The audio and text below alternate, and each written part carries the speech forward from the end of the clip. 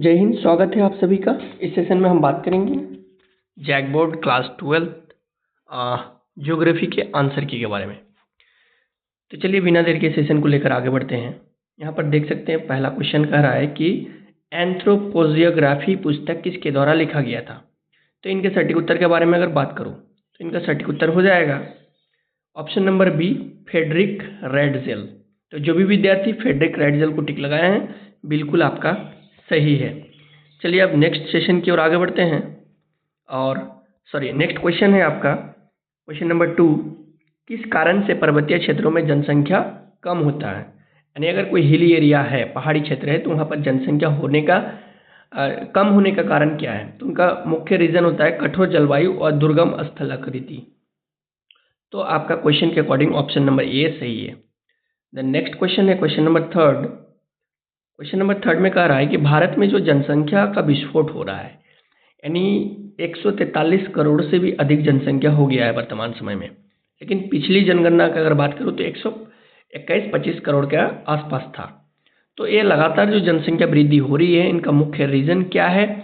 तो यहाँ पर आपके सामने ऑप्शन है उच्च जन्मदर, यानी जो बर्थ रेट है उनमें इंक्रीज होना, और जो डेथ रेट है उनमें डिक्रीज होना, और जो हेल्थ ये है फैसिलिटीज़ इनमें सुधार हुआ है पहले की तुलना में। तो ऑप्शन नंबर डी है इनमें से सभी। तो ये तीनों ही जो ऑप्शन है सेटिस्फाई करता है क्वेश्चन के अकॉर्डिंग। तो ऑप्शन नंबर डी आपका सही है। The next question number 4। Question number 4 में कह रहा है कि वाणिज्यिक पशुपालन की मुख्य विशेषता क्या है। पारंपरिक औजार, आधुनिक वैज्ञानिक तकनीकी, घुमंतु जीवन शैली, या इनमें से कोई नहीं। तो क्वेश्चन के अकॉर्डिंग ऑप्शन नंबर बी सही है। मॉडर्न जो टेक्निक्स है वो बेसिकली वो साइंस आधारित टेक्निक हो गया है आज की डेट में, चाहे वो कंस्ट्रक्शन वर्क्स देख लीजिए या कोई और कार्य जो ज़्यादातर मशीनरी पर डिपेंड हो गया है ना, यानी वैज्ञानिक तकनीक हम कह सकते हैं। तो क्वेश्चन के अकॉर्डिंग ऑप्शन नंबर बी आपका सही है। The next question number 5। निम्नलिखित में कौन से फल भूमध्य सागरीय कृषि में उगाए जाते हैं। तो भूमध्य सागर वाले जो क्षेत्र होते हैं उनमें एग्रीकल्चर के रूप में मुख्य रूप से किस फसल पर विशेष जोर दिया जाता है, या किस फसल का उत्पादन सबसे अधिक है। ऑप्शन है आपके सामने अंजीर और जैतून, सेब और आम, चाय और कॉफ़ी, केला और नाशपाती। तो इनका जो सटीक उत्तर होगा, इनका सटीक उत्तर हो जाएगा अंजीर और जैतून। तो जो भी विद्यार्थी अंजीर और जैतून में टिक लगाए बिल्कुल आपका सही है। The next question number 6। निम्नलिखित में कौन सा कुटीर उद्योग का उदाहरण है। वस्त्र उद्योग, लौह इस्पात उद्योग, हथकरघा बुनाई उद्योग, या टेलीविजन उद्योग। तो कुटीर उद्योग बेसिकली कहा जाता है जो घर घर में कह सकते हैं या छोटे पैमाने पे जो हाथों के द्वारा जो सामान बनाया जाता है ना, तो उनको कुटीर उद्योग कहा जाता है। तो क्वेश्चन के अकॉर्डिंग ऑप्शन नंबर सी आपका सही है। हथकरघा बुनाई मतलब हाथों से बनाए जाने वाला है ना वस्त्र या बुनाई। तो क्वेश्चन के अकॉर्डिंग ऑप्शन नंबर सी आपका सही है। The next question number 7। Question number 7 कह रहा है कि निम्नलिखित में से कौन सा सेवा कार्य नहीं है, यानी सर्विस सेक्टर नहीं है, यानी which of the following is not a service activities. तो यहाँ पर पर्यटन है, यानी आपका टूरिज्म, बैंकिंग, अध्यापन यानी टीचिंग, खेती यानी फार्मिंग। तो सटीक उत्तर क्या हो जाएगा। तो आपका जो एक फार्मिंग है ये आपका सेवा कार्य नहीं है, है ना, ये आपका पार्ट ऑफ एग्रीकल्चर है। तो क्वेश्चन में सेवा कार्य के बारे में पूछा है, सर्विस सेक्टर नहीं है। तो खेती को सर्विस सेक्टर नहीं माना जाता है। बेसिकली ये प्राथमिक सेवा क्षेत्र के एग्जाम्पल्स है। तो क्वेश्चन के अकॉर्डिंग आपका ऑप्शन नंबर डी सही है। देन आगे बढ़ते हैं नेक्स्ट क्वेश्चन नंबर 8। चतुर्थक गतिविधियों का उदाहरण है, यानी आपका कह सकते हैं यहाँ पर example of quaternary activities include. चतुर्थ गतिविधियों का उदाहरण कौन सा है। वैज्ञानिक अनुसंधान, सूचना प्रौद्योगिकी सेवाएं, या परामर्श सेवाएं। तो क्वेश्चन के अकॉर्डिंग ये आपका ऑल ऑफ दीज आपका सही है, यानी आपका ऑप्शन नंबर डी आपका सही है। The next question number 9। जो पनामा कैनल होता है ना, ये किसको कनेक्ट करता है। और ये आपका, हालांकि बाकी क्वेश्चंस भी कॉम्पिटिटिव के दृष्टिकोण से इम्पॉर्टेंट है, लेकिन जब आप कॉम्पिटिटिव की तैयारी करने जाएंगे तो आपको मैथ में पढ़ाया जाएगा पनामा नहर के बारे में। तो पनामा नहर जो है ना, वो दो सागर को जोड़ती है, एक अटलांटिक और एक प्रशांत महासागर, दो महासागर को आपस में जोड़ती है। तो कनेक्ट्स टू, एक अटलांटिक और एक प्रशांत महासागर, इन दोनों को जोड़ता है। इससे फायदा क्या है कि, है ना, इसमें जो जो लॉन्ग डिस्टेंस था, है ना, कि जो पानी जहाज को जो घूम के जाना पड़ता था, है ना, तो वो जो डिस्टेंस है वो आपका शॉर्ट हो गया जब पनामा कैनल वहाँ पर नहर बन गया, यानी अटलांटिक और प्रशांत महासागर को के ऊपर जब एक कैनल बन गया पनामा नहर, तो दो महासागर यानी अटलांटिक और प्रशांत महासागर के बीच की दूरी जो था वो बहुत ज़्यादा कम हो गया। तो अटलांटिक और प्रशांत महासागर को कनेक्ट करती है पनामा नहर। देन क्वेश्चन के अकॉर्डिंग ऑप्शन नंबर बी आपका सही है। Then next question number 10, Bharat में स्वर्ण चतुर्भुज सड़क परियोजना किन शहरों को जोड़ती है। दिल्ली मुंबई चेन्नई कोलकाता, दिल्ली भोपाल पटना जयपुर, मुंबई पुणे बेंगलुरु हैदराबाद, या आपका नीचे है दिल्ली कानपुर लखनऊ पटना। तो बेसिकली अगर स्वर्ण चतुर्भुज सड़क परियोजना के बारे में बात करूं तो इनका सटीक उत्तर हो जाएगा ऑप्शन नंबर ए, ये दिल्ली मुंबई चेन्नई और कोलकाता को, है ना, एक दूसरे से कनेक्ट करती है। देन क्वेश्चन नंबर है 11 में कह रहा है कि बहुपक्षीय व्यापार का अर्थ है व्यापार, किस प्रकार का व्यापार, बहुपक्षीय। तो बेसिकली एक देश के बीच, दो देशों के बीच, तो यहाँ पर कई देशों के बीच को आपका कहा जाता है बहुपक्षीय व्यापार, यानी कई देशों के बीच में जो व्यापार होता है तो उसे कहा जाता है बहुपक्षीय व्यापार। तो क्वेश्चन के अकॉर्डिंग ऑप्शन नंबर सी आपका सही है। देन नेक्स्ट क्वेश्चन नंबर 12, अर्बनाइजेशन किनको कहा जाता है, यानी शहरीकरण का अर्थ क्या है। तो शहरीकरण का अर्थ गांवों का शहरों में बदलना, जनसंख्या का घटना, खेती का बढ़ना, या आपका ग्रामीण जनसंख्या का घटना। तो बेसिकली अर्बनाइजेशन का मीनिंग होता है कि गांवों का शहरों में बदलना। और आज देखे होंगे कि जिस प्रकार गांव में भी, है ना, दूर दूर में घर हुआ करता था, एक घर यहाँ तो दूसरा घर वहाँ, लेकिन आज के डेट में गांव में भी जगह और खाली नहीं रहा, शहर के जैसा कॉम्प्लेक्स होते गया। तो गांवों का शहरों में बदलना सही है आपका। क्वेश्चन नंबर जो 12 है उनका सही उत्तर हो जाएगा ऑप्शन नंबर ए आपका सही है। देन नेक्स्ट क्वेश्चन की ओर आगे बढ़ते हैं। यहाँ पर सबसे ज़्यादा जनसंख्या वाला राज्य के बारे में पूछा है कि सबसे ज़्यादा जनसंख्या किन राज्यों में है, 4 में से। एक है आपका उत्तर प्रदेश, बिहार, पश्चिम बंगाल और महाराष्ट्र। तो बेसिकली उत्तर प्रदेश में सबसे ज़्यादा जनसंख्या है और सबसे ज़्यादा एमएलए एमपीज का सीट भी उत्तर प्रदेश में ही है ना, और क्षेत्रफल के दृष्टिकोण से भी उत्तर प्रदेश बड़ा है ना। तो आपका ये उत्तर प्रदेश क्वेश्चन के अकॉर्डिंग आपका सही है ना। नेक्स्ट क्वेश्चन की ओर आगे बढ़ते हैं। क्वेश्चन नंबर 14, जल, लोग एक देश से दूसरे देश में जाते हैं तो उसे क्या कहते हैं। सॉरी, यहाँ जल कह दिया, जब होना चाहिए, है ना, क्वेश्चन का टाइपिंग मिस्टेक है, वहाँ पर जल नहीं होना चाहिए, जब लोग एक देश से दूसरे देश में जाते हैं तो उसे क्या कहते हैं। तो आंतरिक प्रवास, ग्रामीण प्रवास, या शहरी प्रवास, या अंतर्राष्ट्रीय प्रवास। तो एक दूसरे से जब दूसरा देश जाएगा, है ना, तो आपका इसका मतलब विदेश जाएगा तो उसे अंतर्राष्ट्रीय प्रवास कहलाएगा। तो क्वेश्चन के अकॉर्डिंग ऑप्शन नंबर बी सही है। The next question number 15, Which state of India is ranked highest in Human Development Index। तो मानव सूचकांक के बारे में अगर बात करूं, यानी भारत का राज्य कौन सा राज्य मानव सूचकांकों में सबसे ऊपर है।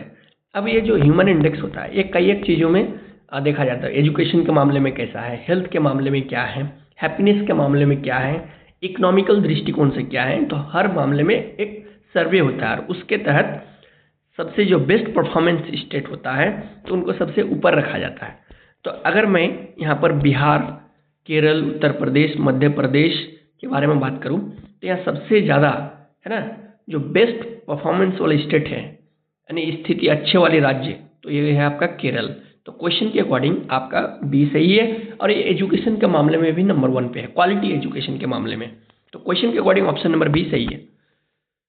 द नेक्स्ट क्वेश्चन नंबर 16 कह रहा है कि निम्नलिखित में कौन से खनन नगर है। खनन इन 4 ऑप्शन है, इनमें से खनन सबसे ज़्यादा अधिक कहाँ होता है। तो रानीगंज क्या है, कोयला के लिए फेमस है।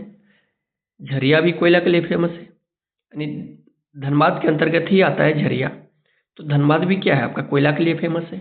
तो इनमें से सभी आपका सही है। क्वेश्चन के अकॉर्डिंग ऑप्शन नंबर डी आपका सही है। द नेक्स्ट क्वेश्चन है, कॉफ़ी मोस्टली किन राज्यों में उगाई जाती है, यानी मुख्य रूप से कॉफ़ी का खेती किन राज्यों में होती है। केरल, कर्नाटक, पंजाब या बिहार। तो इनका सटीक उत्तर हो जाएगा कर्नाटक। कॉफ़ी का उत्पादन इन चारों में से सबसे ज़्यादा कर्नाटक में इनका प्रोडक्शन अधिक होता है। देन नेक्स्ट क्वेश्चन है 18, निम्नलिखित में किस फसल में अधिक पानी की आवश्यकता होती है। यहाँ है ऑप्शन जूट, गेहूँ, मक्का और दलहन। लेकिन अगर मैं बात करूँ सबसे ज़्यादा पानी किस फसल को ज़रूरत पड़ता है इन 4 में से, तो ये जूट होते हैं, इनका खेती कृषि के लिए पानी की ज़रूरत सबसे अधिक होता है। तो क्वेश्चन के अकॉर्डिंग ऑप्शन नंबर ए आपका सही है। द नेक्स्ट क्वेश्चन है 19, निम्नलिखित में कौन सा जल संरक्षण की विधि है, यानी जल का बचाव किस विधि से किया जा सकता है, यानी कौन सी जल संरक्षण की विधि है, यानी जल का बचाव यानी सेव ऑफ वाटर कैसे किया जा सकता है। तो अत्यधिक सिंचाई करेंगे तो जल बचेगा ही नहीं, वनों की कटाई करने से भी नहीं बचेगा, भूजल का अत्यधिक दोहन करेंगे तो क्या बचेगा, नहीं बचेगा। तो सबसे अच्छा ऑप्शन है कि सेव ऑफ वाटर कब होगा, जब वर्षा जल को आप संग्रह करेंगे यानी स्टोरेज करेंगे और फिर पुनः इसका रीयूज करेंगे, है ना, रीयूज। तो वर्षा जल का संचयन छतों का जो पानी छतों से हो या आपके खपड़ा से हो या फिर एस्बेस्टस से हो, अगर वो पानी नीचे आती है और उसको आप किसी जगह में या फिर कोई एक गड्ढा बना के उनको अच्छे से प्लास्टर कुआं टाइप का बना के या फिर कोई प्लास्टिक के जो सिंटेक्स होते हैं तो उनमें अगर पानी की स्टॉक कर सकते हैं तो उनको आप जो आपके बागवान होते हैं या फिर आप जो फ्लावर्स वगैरह लगाते हैं या अपने गार्डनिंग में या फिर बर्तन वगैरह धोने के लिए, है ना, या पशुपालन के लिए या छोटे मोटे जगह में कृषि में सिंचाई के लिए आप वर्षा जल का संचयन करके उनका रीयूज कर सकते हैं। तो जल का बचाव करने का सबसे अच्छा तरीका है वर्षा जल को क्या कीजिए, उनका स्टोरेज कीजिए, है ना। बाकी तो और भी ऑप्शन है कि पानी का अत्यधिक यूज नहीं करना चाहिए, है ना। चलिए नेक्स्ट क्वेश्चन की ओर आगे बढ़ते हैं। Question number 20, which of the following is a metallic minerals, यानी यहाँ पर धात्विक खनिज के बारे में पूछा है। इनमें से धात्विक खनिज कौन है। तो धात्विक खनिज का मतलब क्या हुआ कि जिसमें मेटल की मात्रा रहेगा। मेटल की मात्रा मतलब जिसमें माल्येबल का प्रॉपर्टीज रहेगा, जिसमें इलेक्ट्रिसिटी प्रवाहित होगा, जिसमें लस्टर का प्रॉपर्टीज रहेगा यानी चमक रहेगा, बिजली प्रवाहित होगा, जिसको पीट पीट के चदरा के रूप में बनाया जा सकता है, जो मिश्र धातु बन सके, तो वो आपका क्या है, धात्विक खनिज है। तो यहाँ पर ऑप्शन है कोयला, ये आपका अधात्विक खनिज है। पेट्रोलियम भी अधात्विक खनिज है। चूना पत्थर यानी लाइमस्टोन ये भी अधात्विक खनिज है। तो इनमें से बचा लौह अयस्क। तो ये आपका जो लौह अयस्क है आयरन और ये आपका धात्विक खनिज है। चलिए नेक्स्ट क्वेश्चन की ओर आगे बढ़ते। क्वेश्चन नंबर 21 यहाँ पर पूछा है कौन से शहर हथकरघा और, है ना, पावर क्या लिखा, हाँ, power handloom, for handloom and powerloom, अच्छा, हैंडलूम और पावरलूम के लिए प्रसिद्ध है, कौन सा शहर। तो बेसिकली अगर हथकरघा के बारे में बात करूँ तो वाराणसी में भी बहुत बड़े पैमाने पे होता है, सूरत में भी है, कोयम्बटूर में भी है। तो क्वेश्चन के अकॉर्डिंग ऑप्शन नंबर डी आपका सही है। तो जो भी विद्यार्थी ऑप्शन नंबर डी पे टिक लगाएं बिल्कुल आपका सही है। लास्ट में कमेंट बॉक्स में जरूर बताएंगे कि 25 में से आपका कितना सही हुआ। Question number 22, which city is known as the Silicon Valley. Silicon Valley के नाम से किस शहर को जाना जाता है ना, हैदराबाद, बेंगलुरु, पुणे या दिल्ली। तो हैदराबाद जो है ये सिलिकॉन वैली के नाम से जाना जाता है और बेंगलुरु आईटी हब भी है। द नेक्स्ट 23, एक्सपोर्ट का मीनिंग, एक्सपोर्ट मीन्स क्या हुआ, एक्सपोर्ट का मतलब क्या हुआ। हिंदी में एक्सपोर्ट को कहा जाता है निर्यात, और एक होता है इकोनॉमिकल टर्म में इंपोर्ट, इंपोर्ट जिसे हिंदी में कहा जाता है, आयात। निर्यात मतलब होता है कि अपने देश से माल को विदेशों में बेचना, इसका मतलब होता है निर्यात यानी एक्सपोर्ट, है ना, यानी बाहर भेजना। और इम्पोर्ट होता है कि बाहर से अपने देश में लाना। मान लीजिए चाइना का कोई प्रोडक्ट है जो हम भारत में यूज़ करते हैं, तो हमारे लिए वो प्रोडक्ट हो जाएगा इम्पोर्ट, लेकिन चाइना वालों के लिए हो जाएगा वो एक्सपोर्ट। यानी चाइना वाले ने अपने प्रोडक्ट्स को एक्सपोर्ट किया इंडिया में, और इंडिया के लिए वो क्या हो गया, इंपोर्ट हो गया। अगर मान लीजिए हमारा कोई ऐसा प्रोडक्ट है जो हम विदेश में भेज रहे हैं, मान लीजिए हमारा कोई प्रोडक्ट मलेशिया वाले यूज़ करते हैं, तो हमारे लिए वो प्रोडक्ट हो जाएगा, क्या हो जाएगा, एक्सपोर्ट हो जाएगा। यानी आपका क्या हो जाएगा, निर्यात हो जाएगा, और उसके लिए वो आयात हो जाएगा, मलेशिया वाले के लिए आयात हो जाएगा। तो यहाँ निर्यात मतलब होता है विदेश में माल बेचना, है ना, विदेश में माल बेचना। तो हम अगर अपना इंडियन कोई प्रोडक्ट्स को मलेशिया या इंडोनेशिया या बांग्लादेश या कोई और कंट्री में अगर बेचते हैं, तो इसका मतलब हो गया निर्यात यानी एक्सपोर्ट। और अगर हम विदेश से कोई माल लाते हैं अपने देश में, तो वो हो गया इंपोर्ट। तो चलिए, आई होप समझ गए होंगे। क्वेश्चन के अकॉर्डिंग ऑप्शन नंबर ए आपका सही है। द नेक्स्ट क्वेश्चन है 24, निम्नलिखित में कौन से प्रदूषण का प्रकार है। तो प्रदूषण, वायु प्रदूषण भी प्रदूषण का प्रकार है, जल भी और मृदा, तीनों ही प्रदूषण का प्रकार है। तो इसका मतलब क्वेश्चन के अकॉर्डिंग ऑप्शन नंबर डी सही है, क्योंकि चारों ही प्रदूषण का प्रकार है। The next and last question है, which is the fastest mode of transport in India. अगर भारत में बात करूं, तो भारत में सबसे तेज परिवहन का साधन कौन सा है। तेज परिवहन मतलब कम समय में आपको अपने डेस्टिनेशन तक पहुंचा दे। तो सड़क परिवहन, रेल परिवहन, या वायु परिवहन, या जल परिवहन। तो अगर फास्टेस्ट मोड अगर बात करूं, है ना, परिवहन का, तो अगर मान लीजिए यहाँ से अगर आपको मुंबई जाना है, तो अगर सड़क मार्ग से जाएंगे तो टाइम लगेगा, सड़क मार्ग की तुलना में रेल मार्ग में जाएंगे तो थोड़ा सा कम टाइम लगेगा।